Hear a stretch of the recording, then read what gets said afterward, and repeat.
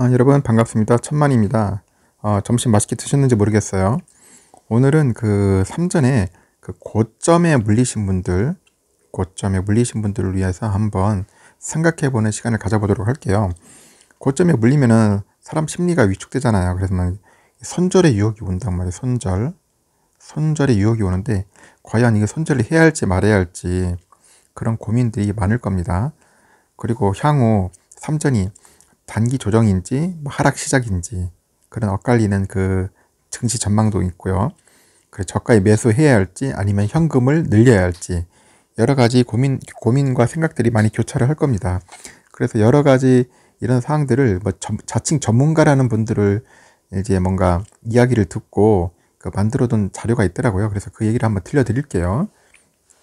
그게 정답은 아닐 수 있는데 꼭 정답을 떠나서 여러분들에게 한번 참고차 하는 겁니다. 현재 국내 주식시장이 조정이 한 달째 이어지잖아요. 그럼 당연히 투자자들의 고민은 깊어지겠죠. 코스피는 지난달 11일 최고점인 3260포인트를 뛰어넘은 후에 줄곧 3000에서 3200선에서 계속 놀고 있잖아요. 좀 횡보 중이죠. 좀 지겹죠. 주식시장이 조정을 받으면서 국내 증시 상승세를 이끌어온 종목을 지난달 높은 가격에 사들였다가 물린 투자자들이 적지 않아요. 예를 들어 삼성전자죠. 지난달 11일 날 96,800원에 올라갔잖아요. 이때 물리신 분들이 꽤 있을 겁니다. 그래서 10일 날은 또 81,600원까지 내려갔었어요. 엄청 떨어졌죠. 이게 결국 15,200원이나 떨어진 셈이에요. 지금 코스피 거래대금도 많이 줄어들고 있다 하더라고요. 지금 코스피 거래대금도 약 55% 빠져가지고 19조 7,898억 원을 기록했다고 하네요. 그래서 이제 상황이 이렇다 보니까 국내 주식시장의 상승 국면이 이제 끝난 게 아니냐. 그래서 손절을 고민하는 투자자들도 쉽게 찾아볼 수가 있어요. 그래서 이제 낙관론으로 볼게요. 1번 첫 번째 낙관적으로 본 사람들. 낙관론. 그 단기 조정 후에 강한 상승세가 시작될 수도 있다. 이렇게 어필을 하고 있는데 그 대신증권연구원인데 현재 주식시장에 대해서 코스피가 3260선을 넘어선 뒤에 한 달째 조정을 반복되고 있는 만큼 매매를 향한 적극성이 약해지고 관망 심리가 짙어지면서 주식시장이 쉬어가고 있다고 분석을 했어요. 이어서 글로벌 증시 대비 밸류에이션 측면에서 부담스러운 부분이 남아있어 당분간 조정은 이어질 것이라고 내다보고 있고요. 그는 그 8일 보고서에도 코스피 지수가 곧 상승한다 보기에는 불안하다며 코스피 106개 기업 중 영업이익이 시장 목표치를 넘어선 기업이 43.4%밖에 안 돼요. 43.4% 불과하고 영업이익 순이익이 전망치를 각각 2.1, 18.2% 밑돌고 있기 때문이라고 설명을 했습니다.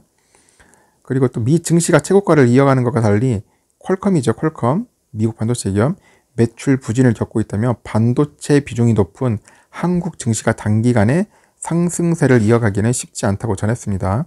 하지만 이 연구원은 지금의 조정 국면은 일시적 현상이라고 해요. 일시적 현상에 불과하다. 그런 조정이 장기 침체로 이어질 수 있냐는 질문에 아니다. 단기 조정 이후에 다시 강력한 상승세가 시작될 수 있다고 전망을 했어요. 그는 추세를 결정짓는 기업들의 주가가 정점을 찍었다고 하기에는 기업 이익이 점차 개선되고 있다고 하죠. 그래서 21년 코스피에 대한 전망도 계속 상향 조정되고 있다. 그리고 또한 두 번째는 그 돈의 역사로 책을 쓴 사람이죠. 그 홍춘욱 박사. 이분도 단기 조정이라는 데 힘을 싣고 있어요. 그 홍 대표는 조정이 장기간 이어질 거라고 보기에는 국내 경제 지표가 너무 좋다. 특히 수출이 좋아지고 있는데 이런 시기에는 시장의 조정이 오더라도 오래 지속되지 않는다. 좋게 보고 있죠. 실제로 그 한국수출입은행 해외경제연구소에서 지난 7일 날 2020년 4분기 수출 실적 평가하고 21년도 1분기 전망을 내놓고 올해 1분기 수출이 지난해 동기 대비 10에서 12% 올랐어요. 상당히 좋죠. 최근 그 거래대금하고 투자 예탁금 규모가 줄어드는 만큼 시장이 위축되는 거 아니냐는 질문에는 유보적인 답변을 내놨죠.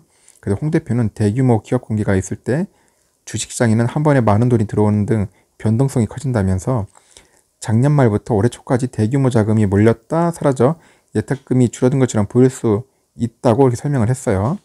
그 투자자 심리가 위축된 거 아니냐 이렇게 질문을 했더니 판단은 이래다. 지난 1월 외국인과 기관이 주식을 팔았는데 그걸 개인들이 모두 받아냈다고 이제 언급을 했습니다. 일단은 낙관론적으로 보는 사람도 있고, 이제 비관론적으로 봐요. 비관론. 코스피 올해 안에 최대 20% 폭락할 것이라는 비관론자들도 있습니다. 그래서 곧 장기 조정이 시작될 것이라고 보는 전문가들도 있는데, 특히 이제 김영익 교수라고 있네요. 서강대 교수가 대표적이라고 하더라고요. 이 김 교수는 투자자들이 일부 종목에서 손해를 보고 있기 때문에 예탁금이 줄어들고 있는 것이라며, 돈이 정체되는 등 투자자들의 주식에 대한 기대감이 달라지고 있다고 분석을 했어요. 그 김 교수는 지금의 조정 국면이 오래 지속될 수 있냐고 그런 질문을 했더니, 투자자 심리는 늘 변하니 알 수 없다. 올해 주식장을 안 좋게 보고 있고 조만간 주가가 많이 떨어질까 예측하고 있어요. 그는 하락폭과 관련해서 10에서 20% 내외 그렇게 떨어진다고 보고 있네요. 이미 시장 내 하락이 시작됐다고 보고 말하고 있고요. 김 교수가 주식장에 부정적 예측을 내놓은 이유는 무엇일까요? 그는 전 세계 주식장에 거품이 끼었다고 하네요. 그래서 주가에 거품이 끼면서 실물과 금융 사이 괴리가 커지고 있고, 주식시장이 기대한 만큼 경제가 빠른 속도로 좋아질 가능성은 낮다. 주가가 조정받을 수밖에 없는 이유라고 주장을 하고 있고요. 그는 또 칼럼을 통해서도 그 버핏 지수가 270%로 해서 사상 최고치를 기록했다고 하면서 좀 안 좋게 보고 있습니다. 그래서 단기간에 주식을 사고 팔아 돈을 버는 스캘핑 하죠. 스캘핑 단타요. 그 승리를 보니까 한봉호 씨라고 있어요. 그 광운대 그 책임지도 교수라는데, 이분도 그렇게 안 좋게 보고 있네요. 최근 공매도 재기점이 다가오고 있고, 외국인 기관의 매도세가 이어지면서 심리적으로 위축된 개인 투자자들이 거래를 줄이고 있다면서, 개인 투자자 유입 추세가 한 차례 꺾였다고 볼 수 있다고 해석을 했죠. 그래서 조정이 언제까지 이어질 거냐고 물어보니까 한 교수는 그건 누구도 모르는 일이라면서 판단을 유보했고요. 한 교수는 전 세계 증시가 고점이라거나 원자재나 구리 가격이 상승세가 꺾인 게 하락의 신호탄이라는 의견을 갖고 있어요. 그래서 한국 같은 신흥국 증시가 조정을 받으면은 전 세계에 조정이 온다는 이야기까지 놔둔다면서, 하지만은 세계 주식시장을 이끌고 있는 미국 시장의 상승세가 아직 꺾이지 않았다고 설명을 했습니다. 그럼 우리 개미들은 조정 중에서 살아남는 방법은 어떤 게 있을까요? 그것도 한번 고민해 보야겠죠. 그러면 상승세가 한풀 꺾인 주식시장에 우리 개인 투자들은 어떻게 대응해야 할지, 전문가들의 의견은 증시 전망에 따라 엇갈립니다. 아까 주식시장을 보수적으로 내다보는 김 교수의 경우에는 개인 투자자들에게 현금 비중 확대를 주문했습니다. 김 교수는 앞으로 1, 2년 내 큰 상승은 없을 것이라고 보고, 주식은 장기적으로 봤을 때 좋은 종목들을 중심으로 오른다면서 우선 지금은 현금 비중을 늘려고 소극적으로 대응한다고 조언했고요. 아까 그 스캘핑 전문가 한봉호 교수는 가치 투자자들은 좋은 주식을 장기적으로 보고 분할 매수를 하라고 한다면서, 하지만 우량주라도 오래 묶이면 다 성장하는 게 아니다. 그 법칙은 5에서 10년 후에도 계속 성장할 주식들에 한정된다고 설명을 했습니다. 그는 반도체나 자율주행, 2차전지 같은 배터리, 게임 산업 등은 아직 성장 중인 만큼 조정 때 분할 매수를 해도 될 듯하다고 덧붙였죠. 이처럼 반도체니까 이제 삼성전자 같은 경우에는 계속 분할 매수를 하는 것도 좋을 것 같습니다. 그는 또 개인들이 리스크를 관리한 방법으로 인버스를 또 추천하는데, 시장이 조정을 받고 있는데 갖고 있는 주식을 매도하기는 애매할 때는 인버스 ETF를 매수해 놓으면서 주가가 떨어질 때 손실폭이 줄어드는 효과가 있다. 그래서 결국 이제 상반되는 논리로 해가지고 이제 갖고 있으라는 거네요. 일종의 해치 수단으로 가지고 있으라는 것 같습니다. 근데 특히 인버스는 조심을 해야겠죠. 그리고 아까 전에 말한 것처럼 국내 주식 전망을 밝게 보고 있는 그 연구원은 코스피 등락이 계속되고 있는 만큼 조급하게 매매나 나서기보다는 조정이 나올 때 분할 매수하는 전략이 필요하다면서, 글로벌 경기 흐름이 좋아지면 대형주를 중심으로 주가가 상승하는 만큼 중수용주보단 대형주 매수를 추천한다. 아까 홍춘욱 씨도 마찬가지로 조정 시에는 저가 매수를 해야 한다면서, 국내 수출 관련 지표가 꺾이는 등 기업의 펀더멘털 개선이 중단되는 신호가 보일 때는 차익을 실현할 필요가 있다고 조언했습니다. 이렇습니다. 전문가들도 약간의 전망을 엇갈려요. 어떤 분들은 말 그대로 긍정적으로 보시는 분도 있고, 어떤 분들은 비관적으로 보시는 분들도 있어요. 각각의 전문들이 보는 시각이 다른데, 그 본인 같은 경우에는 삼성전자가 비록 떨어졌다 하더라도 좀 긍정적인 면에서 보시면 좋을 것 같습니다.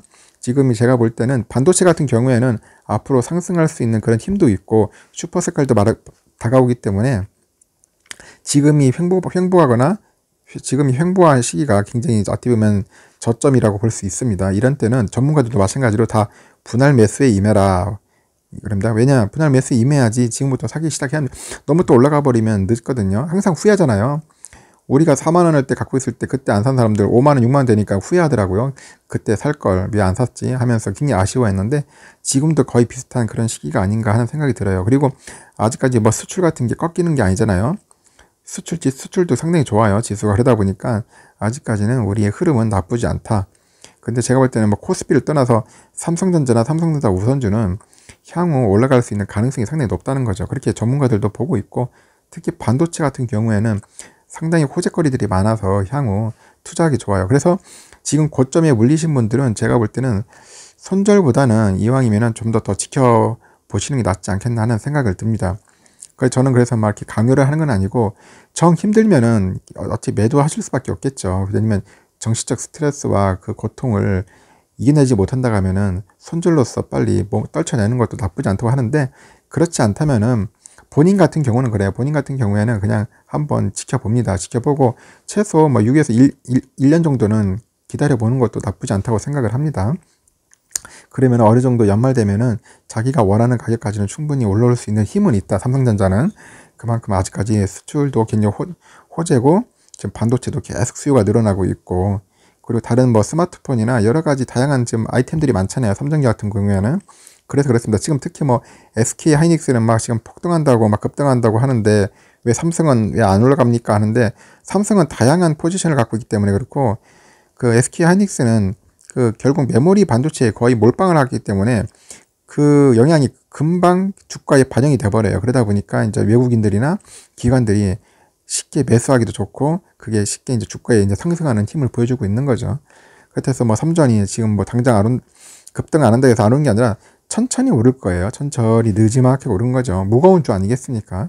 삼성전자 전체가 우리나라 시총이 한 30% 될 정도로 큰 규모 있는 회사이기 때문에 여러분들 삼성전자를 믿고 따라가시면 좋을 것 같습니다.